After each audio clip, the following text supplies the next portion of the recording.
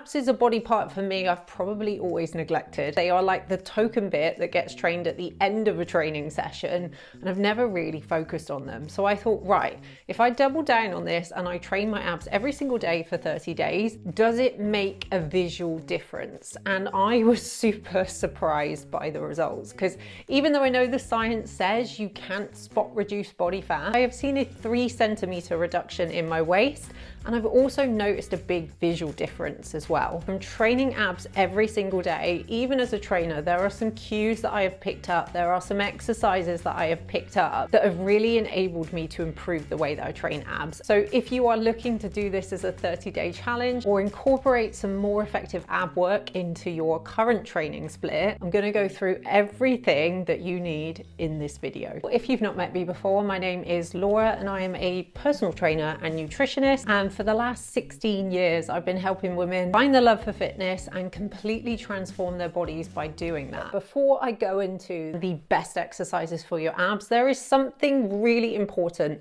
that you need to know before ab training, because until you get to grips with this, it doesn't matter what exercises you do, how many reps you do, how close to failure you push it. If you don't do the things I'm about to tell you, your ab workouts will be nowhere near as effective and you might not see any changes in your midsection. So bear with me whilst I go through the boring stuff, because there is a point to this. And we're going to start by looking at the ab anatomy. In order to be able to train your abs better, you first kind of need to understand what's there, the purpose of them, and how to move them effectively. So your abs are made up of 3 different groups. You've got your transverse abdominis, which are the deep core stabilizing muscles that support your spine. You've got your obliques, which wrap around the sides, and they're responsible for you being able to bend to the side and rotate. And then we've got the rectus abdominis, the 6-pack muscles that sit on the top, and their primary function is to be able to flex and bend your spine. They're the ones that look good and give you a 6-pack, but that's what they're really designed to do, is to be able to bring your rib cage closer to your hips. Now, this is the part where I feel like across the 30 days and practicing that spinal flexion,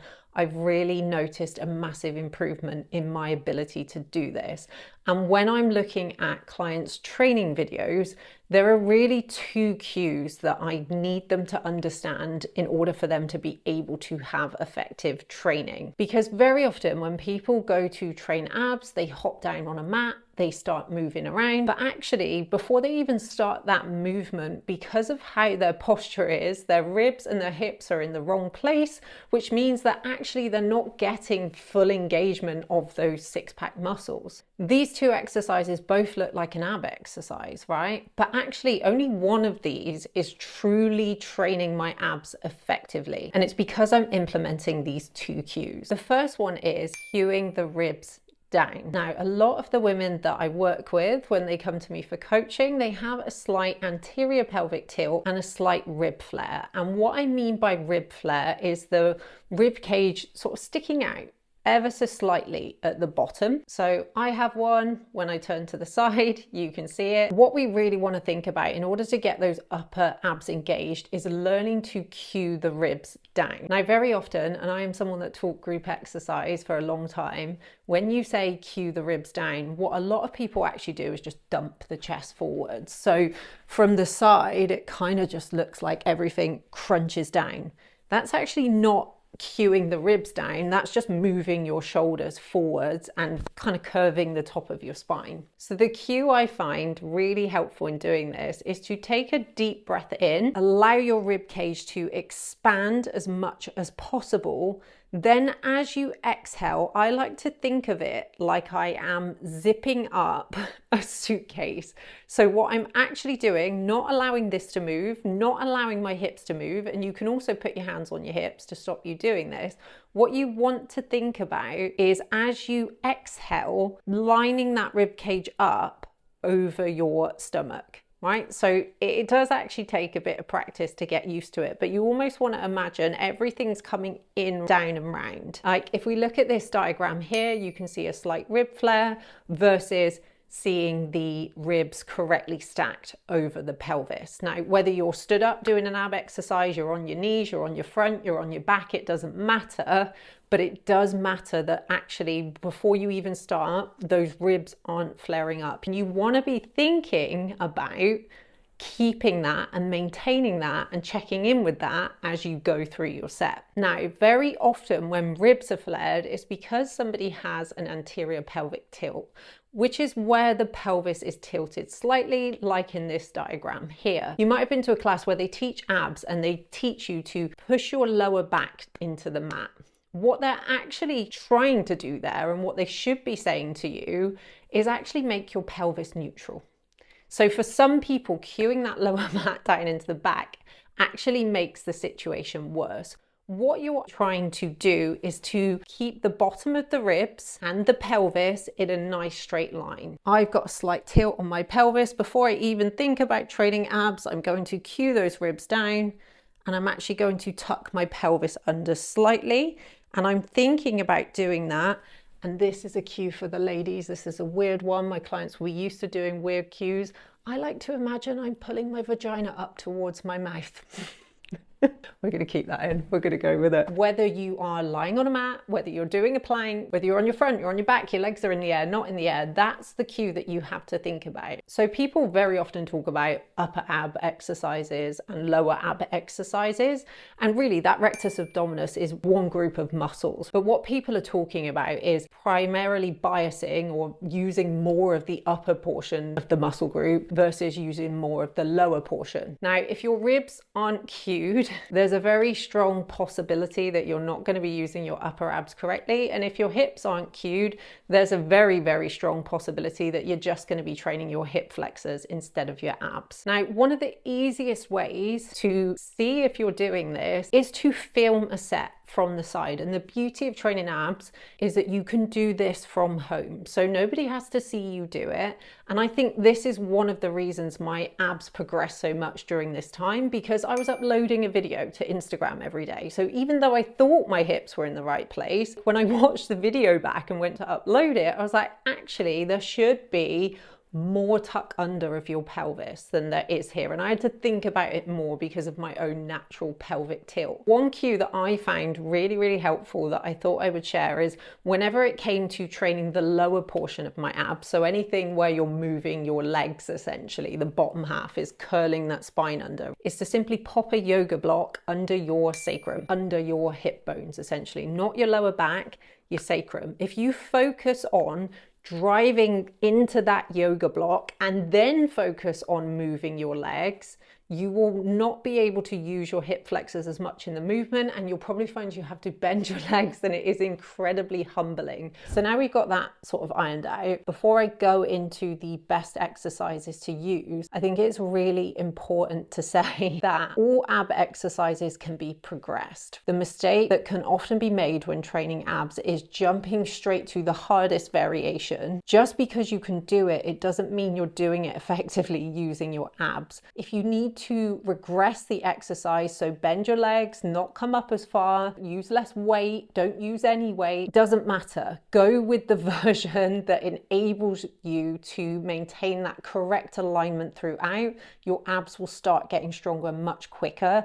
Then you can apply the progressive overload. Okay, so let's go into what I find to be the most effective ab exercises, and then we'll talk sets and rep ranges. When I started doing more ab workouts, my algorithm became absolutely full of different ab exercises. But really, abs are like training any other body part. You just need a movement that's effective and the ability to progress it over time. There are only a few that you actually need. With the upper abs, there are a few that I would recommend. So if you are a beginner, a good old-fashioned crunch or sit up.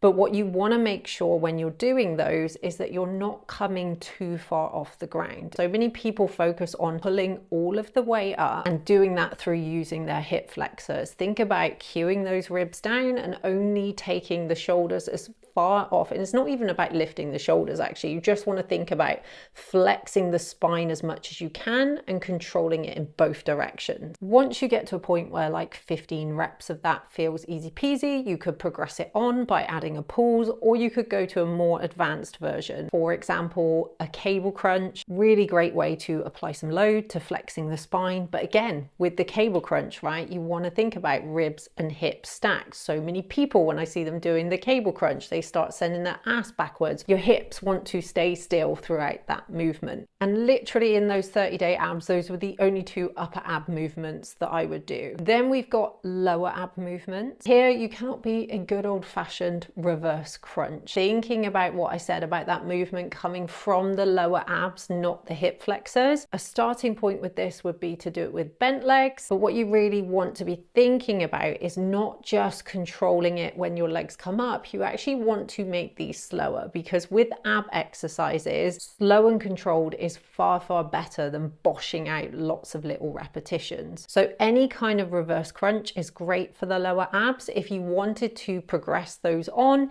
you could do those as a hanging leg raise or a Roman chair variation. Then there was one exercise that I absolutely fell in love with throughout this process, and that is because it is incredibly challenging, but it works both the upper and the lower portion of the abdominals, and that is a dead bug. And there are so many variations of this that you can do. The most advanced version is to take the arms and legs out at the same time to add a weight, or you can start with everything bent, smaller movements, alternating sides. And remember, with the dead bugs, it's still keeping those ribs cued, curl your pelvis instead of just bringing your leg in. Then we've got the obliques. There is one exercise that I went to for these, and that is a side plank. If you're just starting with these, you can start with one knee down on the ground. As you progress, you can take both legs out straight. You can start to add some hip dips in there to stretch out and contract the obliques. And if you want to make it really super challenging, you can start to take a leg off and start working at it like a 2-point plank. Now, if a side plank feels like too much, or for some reason you can't side plank, something like a Russian twist is brilliant, but you have to make sure that you focus on rotation coming from the waist and not just from moving your shoulders around. And that is it. For the 30-day challenge, I just alternated day to day. So one day I would do one from the upper abs, then I would do one from the lower abs, then I would do my full abs, my dead bug variation, and then I would do obliques. And I just kept cycling that. Now, here's the important part: sets and rep ranges. Because for some reason, when it comes to training abs, people think they've got to do 1-minute rounds, loads and loads of repetitions, and it's just not true. The goal with training abs is like any other muscle group, right? They will develop based on their proximity to failure.